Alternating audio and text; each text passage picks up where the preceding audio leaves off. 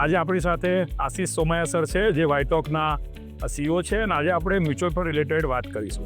તો સાહેબ, ટૂંકમાં તમે જે આપણા એક્ઝિસ્ટિંગ ઇન્વેસ્ટર છે, ઇન્ડિયામાં બહુ જ બધા નવા લોકો ઇન્વેસ્ટમેન્ટ મ્યુચ્યુઅલ ફંડમાં કરી રહ્યા છે, તો એક લાઇનમાં કહી દો કે મ્યુચ્યુઅલ ફંડ ઇન્વેસ્ટરની લાઈફમાં શું ચેન્જ કરી શકે છે અને શા માટે મ્યુચ્યુઅલ ફંડ સહી એનું કેમ્પેન અત્યારે ચાલી રહ્યું છે? એકચ્યુઅલી શું છે કે બધા લોકો પોતપોતાના વ્યવસાયમાં લાગેલા હોય છે, કરેક્ટ.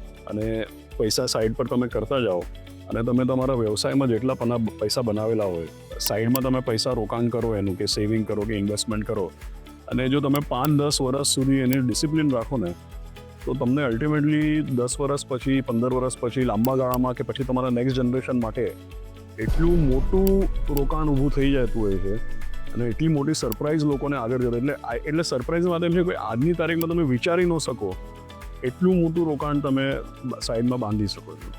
પણ એના માટે એક જ છે કે ડિસિપ્લિન હોવું જોઈએ.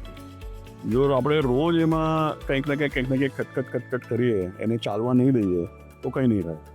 પણ તમે દર મહિને, દર વર્ષે પૈસા સાઈડ પર કરતા જાઓ અને મ્યુચ્યુઅલ ફંડમાં, ઇક્વિટીમાં રોકો, તો આગળ જતાં એનું કેટલું મોટું કોર્પસ બની શકે છે, મને લાગે છે મોટા ભાગે લોકો ઇમેજિન બી નથી કરી શકતા.